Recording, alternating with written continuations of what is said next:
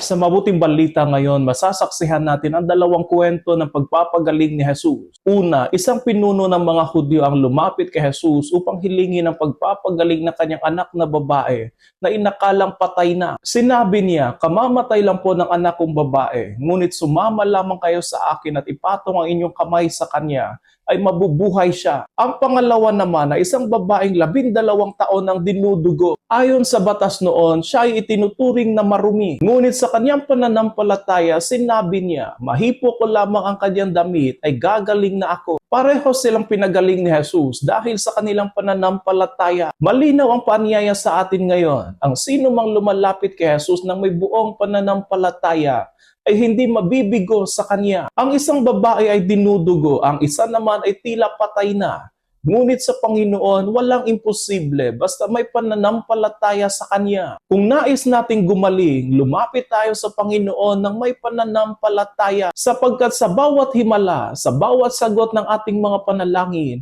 at sa bawat pagpapagaling na nais natin, susi lagi ang ating paglapit sa Panginoon ng may buo at tunay na pananampalataya. Kagaya ng sinabi ni San Agustin, ang pananampalataya ang siyang unang hakbang sa tunay na kagalingan.